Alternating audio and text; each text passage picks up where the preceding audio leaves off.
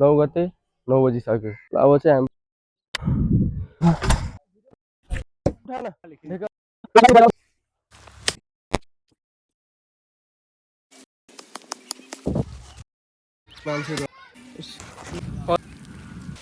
हे guys welcome to back to my channel. आजको video चाहिँ मेरो घरबाट सुरुवात हुन्छ र आज चाहिँ ठ्याक्कै यो के हो भनेर तपाईँहरूलाई थाहा नै छ। र आज चाहिँ ठ्याक्कै 9 गते 9 बजिसक्यो। 9 बज्न लागि लगभग तपाईँको 10 मिनट बाँकी छ र म जान थालेको चिल्ड्रेन पार्कतिर हाम्रो गाउँको। अब चाहिँ हामी पनि त्यो रुखलाई चाहिँ अगाडि सकौँ, रुखलाई अब यस्तो गरेपछि त्यसपछि अगाडि बढौँ। त्यसपछि त के हो, फटाफट रुखलाई काट्न थालेँ मैले। ठ्याक्कै म अहिले काम गर्दै थिएँ र अहिले यो काटिसक्यो बन्चर लिएर। र हाम्रो केटाहरू पनि 1बाट 2 2बाट 4 हुन्छ भने जस्तै हाम्रो केटाहरू पनि आइसकेका छ यहाँबाट। ल केटा आइज एकछिन, यो गेटलाई उठा दोस, दबिया लिएर यो अलिकति काट्दा फलामा चाहिँ नान खुट्टाले उता राखेर क्या दोसी उठाउँछु, त्यसरी जान्छ क्या दोस। ल उतापट्टि पनि रुक रुक रुक, यतापट्टि काट्नुपर्छ।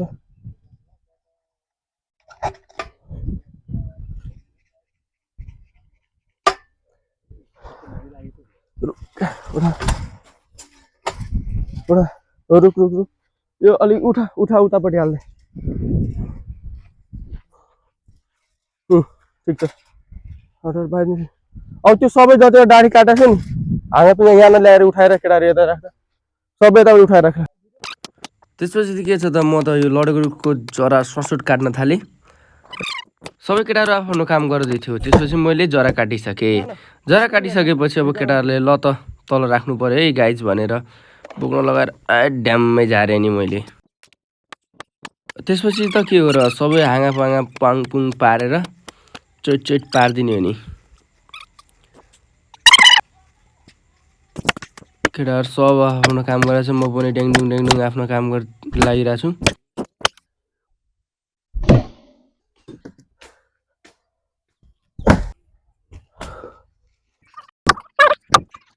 ल अब चाहिँ मैले पुरै त्यो रुखको 2 टुक्रा पार्नको लागि गर्न थालेँ र केटाहरू साइड साइडमा आफ्नो काम गरेको थियो। म अझै पुरा व्यस्त छु 2 टुक्रा पार्नको लागि। 2 टुक्रा पारेपछि सजिलो हुन्छ बोक्नको लागि। फेदपट्टिको चाहिँ एकदमै मोटो थियो, त्यसको कारणले मैले साइकल लिएर आएँ र साइकलमा फेदपट्टिको त्यो हाल्न लागि साथीहरूसित हालेर टक्क साइकल लिएर हामी पनि अब अगाडि बढ्न थाल्यौँ।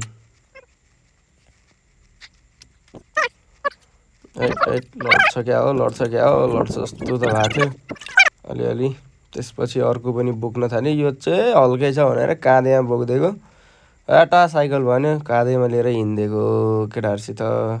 यति नबोके त कहाँ हुन्छ त, दाल भात खाएपछि त्यति त गर्नु परिहाल्यो नि त होइन। ल अर्को पनि रहेछ त्यहाँ, अर्को पनि साइड हट्टा अब बोक्ने भनेर चलिदियो हामी।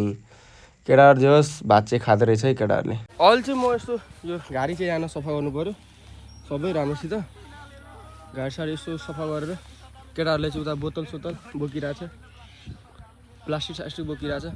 ओइ यता यहाँ पुरै बोतल छ यहाँ, बोतल उठा। ल ल एक वरी बिन ल केटाहरू एकतिरबाट मतलब उठाउने भनेर भनिरहेछ। ल हामी चाहिँ काम गर्न टक्क लागेको, अलिक गाह्रै छ।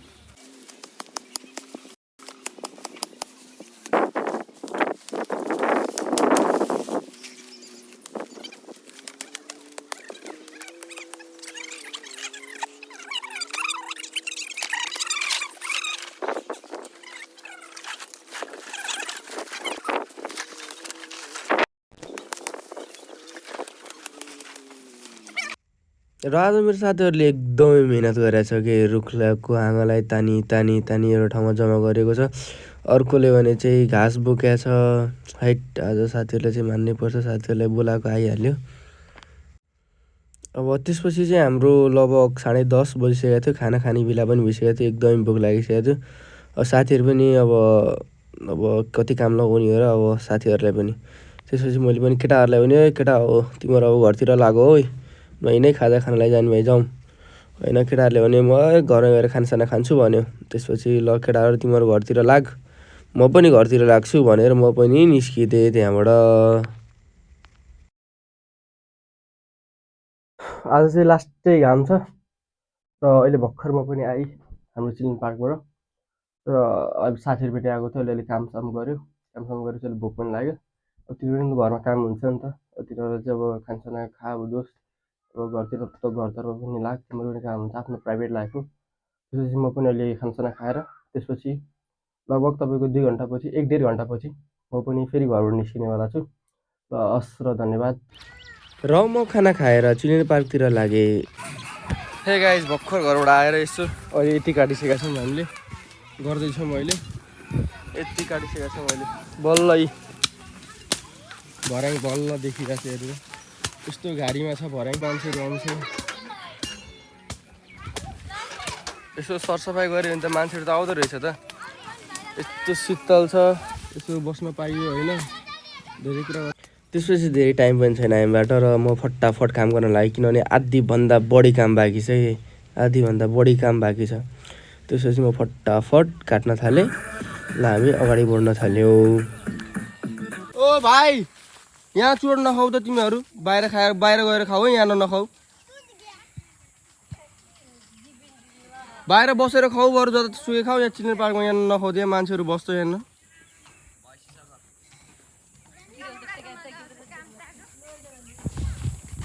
भाइ तिम्रो घर कता घरटार यिनीहरूलाई खेल्न दे खेल्न दे नि यिनीहरूलाई तिम्रो खेल्ने हो ल खेल तिमीहरू खेल ल पाले पिलो खेल तिम्रो सबैजना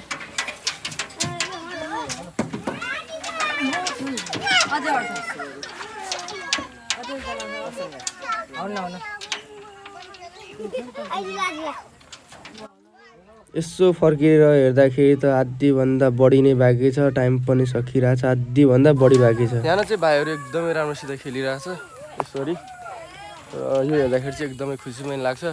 अझै हामीले सरसफाइ बिहान यताउति सरसफाइ गरेर फोहोरसोहोर हटायो अनि झन् हामी यति गर्दैछौँ अहिले चाहिँ लास्टै घाम पनि छ लास्टै अब यसो हेर्दाखेरि रमाइलो पनि लाग्छ भाइहरूले काम गरेको मतलब भाइहरूले खेलेर देखेको। अब हामीले पनि यही चाहिएको हो भाइहरू आओस् अलि गैटाहरूको भाइहरू आएर रहेछ बाहिरबाट आओस् खेलोस् बसोस् हाम्रो ग्राउन्ड पनि छ यहाँ यसरी नै ग्राउन्डको पनि ख्याल राखिदियोस् होइन।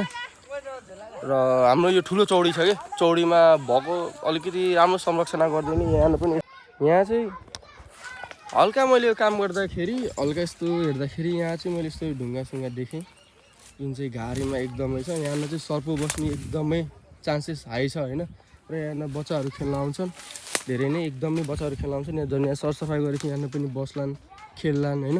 तर यो ढुङ्गाहरू छन् यहाँ यो ढुङ्गाहरूको कारणले सर्पहरू बस्न सक्छ त्यसको कारण चाहिँ यो ढुङ्गा चाहिँ अब जोसुकेको होस् होइन एक त अब चौडीमा त नराख्न मिल्ने हो होइन चौडीमा हाल्नु पनि मिल्दैन यहाँ तर अब के ठेगान अब यहाँ केही पनि भन्न सकिँदैन के हुन्छ। र यसरी चाहिँ यो पार्कको चाहिँ नजिक चाहिँ नहालिदिउँ है यो नजिक वरिपरि चाहिँ अलिकति जेसुकै गरोस् तर अलिकति यो नजिक चाहिँ नहालोस् यो अलिकति बुढाहरू खेल्दाखेरि भाइ बहिनीहरू हाम्रै अब सर्पहरूले टोकिने चान्सेस हाई हुन्छ। र एकचोटि मेरो पनि यही भैँसीलाई चाहिँ सर्पले टोकेको थियो उता बाहिर बाँधेको थियो शीतलमा अनि घर गएको थिएँ खाना खाने बेला अनि त्यतिखेर चाहिँ सर्पले टोकेर एउटा भैँसी चाहिँ मरेको थियो मेरो अनि यसो हेर्दाखेरि मलाई चाहिँ झसङ्ग याद आयो कि त्यसको कारणले चाहिँ यो ढुङ्गा चाहिँ कृपया अब मैले अब एउटा आफ्नो यहाँ सुन्दर बस्तीको एउटा नागरिक हुनाको कारणले मैले चाहिँ यो सुझाव दिएको होइन के कस्तो सही लाग्छ हाम्रो दाइहरूलाई सकेसम्म त अब हामीले कम्प्लेन गर्ने भनेको दाइहरूलाई नै हो हाम्रो गाउँको दाइहरूलाई अब दाइहरूले के गर्नुहुन्छ दाइहरूको माथि छोडिदिन्छु है मैले यो कुरा चाहिँ हस् थ्याङ्क यू सो मच। अहिले हाम्रो 1 बजिसक्यो 1 बज्दाखेरिसम्म हामीले यति सरसफाइ गरेर यो चाहिँ लडेको रुख यतापट्टि साइड गरेर बाँकी नै छ उतापट्टि साइडमा पुरै क्लिन गरिसकेका छौँ हामीले यता चाहिँ पुरै पेपरहरू बोतल सोतल सरसफाइ गरेर जति चाहिँ कमै बाँकी छ लास्टै काम छ आज फाइनल गाइज हामीले चाहिँ होइन अहिले यस्तो नजारा छ अहिले चाहिँ अहिले पनि धेरै सरसफाइ गर्न बाँकी छ र यहाँ चाहिँ हेर्नु यहाँ यार के गरे अब हाम्रो गाउँको दाइहरूले हो कि बाहिरको दाइहरूले हो। यसरी यो सिसाहरू चाहिँ हाम्रो यहाँ बच्चा भुइँहरू खेलेर बस्छ। कृपया चाहिँ अब चाहिँ म एउटा डस्टबिन ल्याउँछु, त्यो डस्टबिनमा चाहिँ कृपया हालिदिनु है। यसरी चाहिँ नगरिदिनु होला। यहीँ नै मान्छेहरू आएर बस्छन्, प्रायः जस्तो भाइहरू आएर बस्छन्, खेल्छन्। यसो यहाँको सरसफाइ गरिदिउँ र यी बोरामा अझै हामीले सिसा यत्तिकै छ। झन् अहिले हामीले केही स्टार्टै गरेको छैन सिसा राख्नको लागि, पुरै बाँकी छ अहिले सिसा पुरै। यहाँ बच्चाहरू यत्तिकै अत्यन्त बच्चाहरू आउँछ यहाँ खेल्नको लागि, त्यही पनि यहाँ सिसाहरूको कमी छैन। यहाँ त झन् धेरै छ। यत्रो भइसक्यो, 2-3 बज्न थालिसक्यो, कोही पनि छैन यहाँ, खाली छ खाली। एउटा चाहिँ क्लासमेट आएर यतातिर घुम्नलाई, जय पहिला सञ्जितमा सँगै पढाएको थियो हामी। काम गर भनेर यसो लगाइदियो केटाहरूलाई। अब अरू केटा आउँदैन त के गर्ने हो, जो आउँछ त्यसलाई नै काम भिडाइदिउँ। ल ल अहिले चाहिँ शीतल भयो भने टाउको चाहिँ एकदमै पोलिरहेछ यार, टाउको दुखिरहेछ।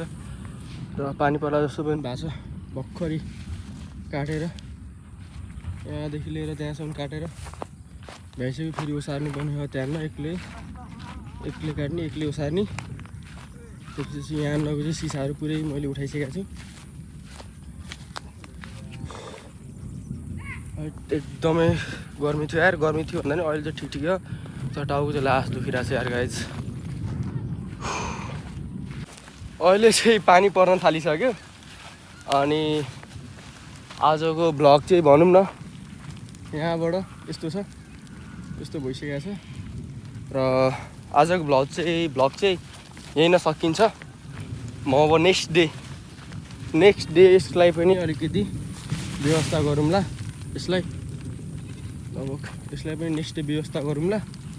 अनि त्यसपछि यिनीहरू पनि बाँकी बसेको यिनीहरूलाई पनि सरसफाइ गरौँला राम्रोसित। आजको भ्लग चाहिँ हाम्रो यहीँ सक्यो है गाइज। अब नेक्स्ट भ्लगमा चाहिँ हाम्रो यो चाहिँ अलि राम्रोसित क्लिन भएको चाहिँ आउनेवाला छ। हस्, थ्याङ्क यू सो मच। अब आएर सपोर्ट नगर्न सके पनि अब भिडियोमा चाहिँ सपोर्ट गरिदिनु होला। अब अहिले चाहिँ पानी परिरहेको छ, घर आइसकेको छु। हात पनि दुखेर मर्न थालिसक्यो गाइस। अहिले चाहिँ पानी परिरहेको छ। अब नेक्स्ट भिडियो चाहिँ केही दिनपछि आउँछ, अलि 1-2 दिन। त्यहाँदेखि घाँसहरू पनि सुक्छ नि त, सुकेपछि त्यहाँदेखि त्यसलाई केही गर्न मिल्यो अथवा जलाउन पनि मिल्यो। अब नभए केही व्यवस्था त लगाउन त मिल्यो नि त। सकेसम्म चाहिँ मैले त्यहाँ डस्टबिन हाल्न खोजिरहेको छु। अब के कस्तो हुन्छ म पनि भिडियोमा देखाउने बेला छु। अब हेर्नुहोस् न। आज एकदमै बब्बाल पानी परिरहेको छ है। यस्तो हावा उडिआएको छ, डेन्जर आएको छ यार। उडाउने गरिरहेको छ। ल उडाउने गरी लाइक र सपोर्ट पनि गर्नु है। सब्सक्राइब चाहिँ च्यानललाई गर्न नबिर्सिनु होला। हस्, धन्यवाद।